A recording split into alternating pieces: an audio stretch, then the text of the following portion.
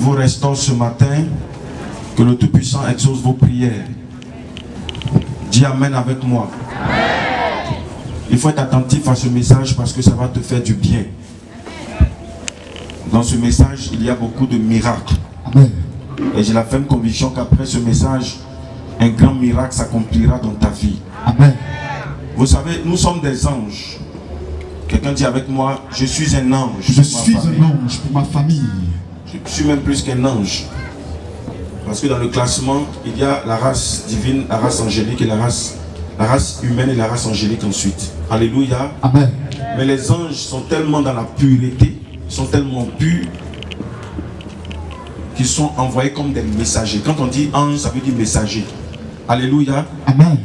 Et dans l'évangile, on a le mot ange dedans, n'est-ce pas? C'est vrai. Évangile. Quand tu enlèves une partie, ça fait ange, lit. Alléluia. Amen. L'évangile, c'est la bonne nouvelle, le beau message. Et ce matin, je viens comme un ange te parler. Amen. Je viens t'apporter le message du Seigneur qui te fera du bien. Yes. Amen. De la même manière que l'ange s'est révélé à Marie et il lui a dit, femme, tu es distinguée parmi plusieurs femmes. L'Éternel a porté ses regards sur toi. Tu as été choisi. Et de toi viendra le sauveur de l'humanité. Amen. De cette même manière, je viens comme un ange t'annoncer la bonne nouvelle te concernant. Amen. Je reçois la bonne Quelqu'un dit nouvelle. Amen très fort. Amen. Je commence doucement et je vais aller doucement. Je ne vais même pas quitter sous la bâche. Je vais rester sous la bâche pour vous parler. C'est un message fort. Je voudrais que tu sois attentif pour écouter afin que ce message, la bombe qui est derrière ce message, tu puisses recevoir cette bombe qui est chargée de bénédiction pour toi au nom de Jésus. Amen. Quelqu'un dit Amen. Amen. Psaume 37, le verset 5, à partir du verset 4. Allons-y, Tanti. Psaume 37, verset 4. Fais de l'Éternel tes délices et il te donnera ce que ton cœur désire. Voilà, on va aller doucement. La Bible dit fais de l'Éternel tes délices, il te donnera ce que ton cœur désire. Amen. Nous savons tous que nous avons la parole de vérité qui ne ment point, qui ne trompe jamais. Cette Bible que nous avons est le seul livre de vérité au monde. Amen. Et ce que cette Bible contient est la vérité. Tout ce que cette Bible dit est la vérité. Et tout ce que cette Bible te dit, surtout te concernant, tu dois savoir que cela va s'accomplir absolument. Amen. Amen. Amen. La Bible dit de faire de Dieu tes délices. Fais de l'Éternel, c'est lui que tu as choisi, tes délices. Vous convenez avec moi que le mot délice est toujours employé dans la nourriture. C'est vrai. Amen. Amen. N'est-ce pas? Amen. Quand on parle de délices, on parle de nourriture. Ça veut dire que c'est bon, c'est appétissant, c'est bon dans la bouche. C'est comme on peut dire ça, c'est comment? C'est succulent, c'est doux. En un mot, c'est doux. On aime dire c'est doux. Alléluia. Le mot que les Ivoiriens aiment employer, c'est trop doux, c'est trop bon. Et la Bible dit de faire de Dieu notre délice. Ça veut dire de faire de Dieu notre nourriture. Amen. On ne peut pas manger Dieu, n'est-ce pas? Dieu est un esprit, c'est un être grand, un être puissant. On ne peut pas manger Dieu. C'est vrai. Mais on peut le manger autrement. Pourquoi? Parce que la Bible dit que Dieu même est une nourriture. Vous savez pourquoi? La Bible dit qu'au commencement était la parole et la parole était avec Dieu et la parole était Dieu. Donc la parole est Dieu.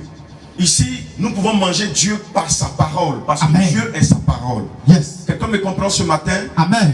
On peut manger Dieu par sa parole parce que Dieu est sa parole. La Bible dit la parole. Dieu est sa parole. Donc, on peut manger Dieu. Ça veut dire qu'on doit pouvoir considérer la parole de Dieu.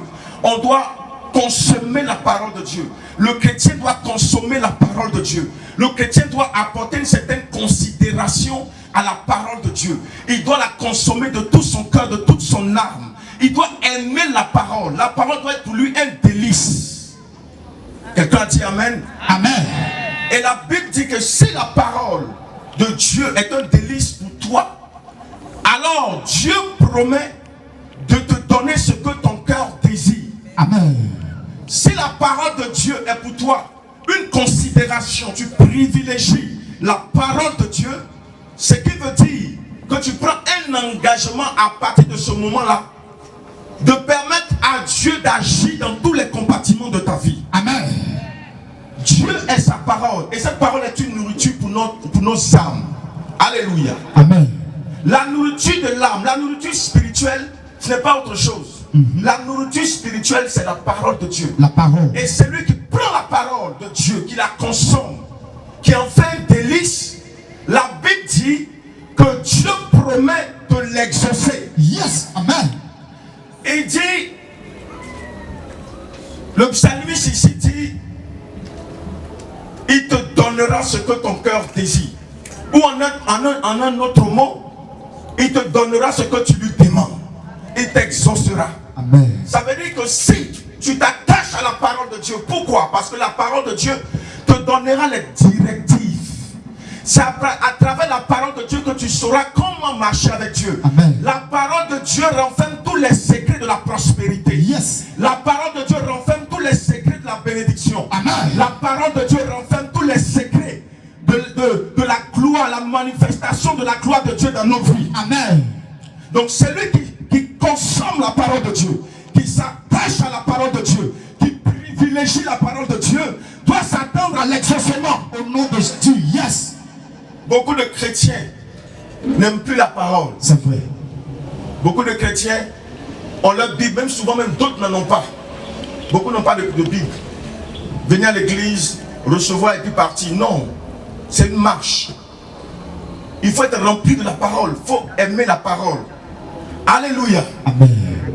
Il faut lire sa parole. Il est important de méditer chaque jour. Quand Dieu faisait la promesse à Josué, il dit la parole, l'enseignement que tu as reçu, il faut le méditer chaque jour, jour et nuit. Et c'est en cela que tu vas réussir dans tout ce que tu entreprends. Amen.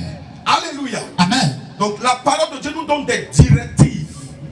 La parole de Dieu traite beaucoup de sujets qui nous permettent aujourd'hui d'avancer.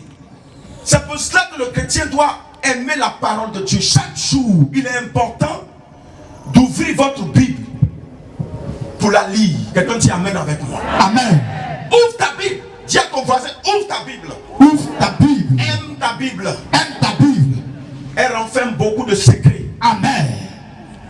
Ouvrez vos Bibles que d'ouvrir vos Facebook. Amen. Ouvrez vos Bibles que d'ouvrir vos YouTube. Yes. Ouvrez vos Bibles que d'ouvrir vos messages. Ouvrez vos Bibles. Amen. Dis avec moi, ouvre ta Bible. Ouvre ta Bible. C'est le secret de la vie.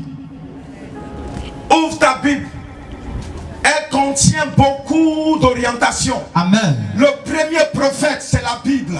Amen. La première prophétie, c'est la Bible. La Bible. Toutes les prophéties se trouvent ici. La Bible.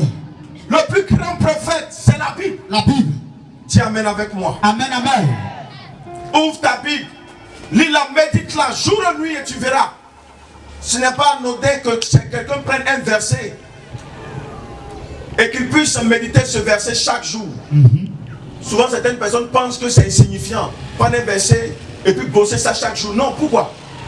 Bien au contraire, ça te permet de retenir ces versets et ça te permet de pouvoir, devant certaines circonstances, te rappeler de ce verset, faire face à la circonstance. Amen. Vérité. La Bible a été faite depuis longtemps, des millénaires. Mais aujourd'hui, nous voyons que cette Bible est d'actualité. Nous voyons que ce que la Bible dit aujourd'hui, depuis des millénaires, des années, cette Bible est d'actualité. Tout ce que la Bible a dit, c'est ce que nous vivons aujourd'hui. Elle ne change Dans pas. ce siècle présent. Yes. La Bible, c'est la parole de Dieu. La Bible ne change pas. Amen. Amen avec moi. Amen. Tu n'as pas entendu. Amen. Amen. Toi-même, tu t'es pas entendu. Amen. Amen. Si tout à l'heure je disais que tu es béni, tu allais dire Amen plus que ça. Amen. Cependant, ce que je suis en train de te dire est l'instigateur de la bénédiction. Oh yes. C'est la source, c'est l'origine de la bénédiction. Amen. Tu n'as pas dit Amen pour que je continue. Amen. Amen. Tu n'as pas dit Amen pour que le Saint-Esprit te localise et t'accorde les grâces et la bénédiction. Amen. La Bible dit que si tu fais de Dieu tes délices, c'est-à-dire que tu prends Dieu, tu prends sa parole, tu la médites, tu obéis à cette parole, Dieu te donnera ce que ton cœur désire. Amen. La Bible dit c'est de l'abondance du cœur que la bouche en un mot, s'exprime. Donc, ce que ton cœur désire, c'est ce que ta bouche demande. Donc, si tu obéis à la parole de Dieu, que tu consommes Dieu, tu manges Dieu, qui est sa parole, tu fais de Dieu tes délices, il te donnera ce que ton cœur désire, et même plus que ce que ton cœur désire. Amen. Dieu ira au-delà de tes espérances, au-delà de ce que tu penses. Quelqu'un ne m'a pas dit Amen. Amen, amen. Ce matin, dis avec moi, je prends l'engagement d'ouvrir ma Bible. Je prends l'engagement d'ouvrir ma Bible. Afin de ne pas me laisser emporter par tout vent. Afin de ne pas me laisser emporter par tout vent De doctrine. de doctrine. Et que le Saint-Esprit me maintienne dans le plan et la volonté de Dieu. Et que le Saint-Esprit me maintienne dans le plan et dans la volonté de Dieu. Dis Amen et je continue. Amen, amen. Que Dieu m'aide à demeurer sur les rails de la volonté du Créateur. Amen. Amen. Amen. La Bible dit que Dieu va te donner ce que ton cœur désire. Ce matin, je dis à quelqu'un que si tu obéis à cette parole, ce que ton cœur médite sera exaucé. Au nom de Jésus. Ce Amen. que ton cœur pense sera exaucé. Amen. Dieu te donnera ce que ton cœur désire. Amen. Certainement tu as désiré avoir un magasin, Dieu te donnera 2, 3 ou 4. Yes. Il Certainement tu multiplie. as désiré avoir voyagé, aller peut-être dans un pays africain, aller à l'aventure. Je te dis, ça vit dans ton cœur. Vous savez souvent, pourquoi aujourd'hui dans les églises, on aime prier pour dire voyager, il n'y a pas de problème. Tu vas voyager, tu vas voyager. Vous savez, en réalité, c'est Dieu qui met dans notre cœur le désir et le fait selon son bon plaisir. Amen. Il arrive que des personnes ont dans le cœur le désir ardent de voyager. C'est un désir ardent, bien vrai que les gens les ont découragés face à certaines réalités que d'autres vivent à l'extérieur, mais ils ont encore dans leur cœur le désir ardent d'y aller. Vous savez pourquoi? Parce que c'est Dieu qui met ça dans leur cœur. Amen. Il met ça dans leur cœur parce qu'il y a un programme qu'il a fait pour eux. Amen. Il veut qu'ils partent entrer dans ce programme. Amen. Alors je déclare que si ce désir est ardent dans ton cœur, dans ton âme et dans ton esprit, ce désir va se réaliser, s'accomplir au nom de Jésus. Si tu as dit Amen, ça va s'attacher à toi. Amen. Amen. Amen. Mais voici encore d'autres directives que nous donne la parole. Quelqu'un dit Amen. Amen. Recommande ton sort à l'Éternel. Hey. Mets en lui ta